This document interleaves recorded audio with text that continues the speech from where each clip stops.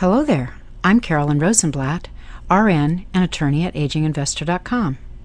I'd like to offer you a white paper, give you a little information about the problem we call undue influence. Now I'm breaking this up into two sections so you can have just a short bit to hear at any one time in your busy life. The first section tells you about undue influence and what these words actually mean. There's a legal definition, but I put that in plain English for you. That should clear up any confusion. Have you ever heard that term, undue influence? You might hear it from time to time. Is it just some weird legal thing, or should you understand it, you personally? Well, when it comes to seniors and financial abuse, the term does become very important because undue influence can readily lead to financial abuse of seniors. Now, strangely, the legal concept of undue influence is really old. I looked this up and it goes way back in history to the 1600s. You know, a lot of our law in the United States is based on what our British ancestors did, and we brought that with us when this country was founded. And sure enough, there's an old case from English law in which a woman pretended to love an older man and pressured or influenced him to give her all his money and property after he died. She didn't love him. She was married to somebody else. This was a scam. So the elderly man, under her influence, changed his will and left everything to her and not to his own family. Well, his family sued back then.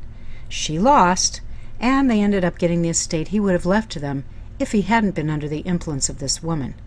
And the English court found that she had used undue influence on him to get him to change his will. Well, centuries have passed, but the same problem exists today. People use their relationship with someone to get them to give money or property to the influencer. We hear about it all the time at agingparents.com, where we work with families helping them deal with issues about their aging loved ones. The struggle in families about control over an aging parent's finances often comes about because someone thinks another family member is using undue influence over a vulnerable elder. And sometimes it's true. There's a son or a daughter or an uncle or grandchild. Somebody gets a hold of that aging person and manipulates them into changing the legal paperwork and giving money, more money, or all the money to that influencer. There are laws about undue influence, but these vary from state to state. Where I live in California, we have a really good definition that helps people prove when someone was under undue influence of another person. Keeping it simple and non-legal sounding, this is the way I would express that definition, the essence of that definition of undue influence.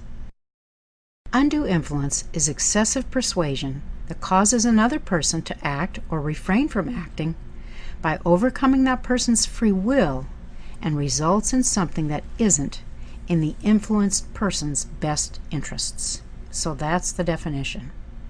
That's the conclusion of Section 1 on undue influence. Now that you know the meaning of the words, we'll next go to what the warning signs look like when an elder is possibly under someone else's influence. I give you these 5 warning signs to watch out for so that you can take action or alert authorities or do anything you can to keep that aging person safe from manipulation and possible financial abuse.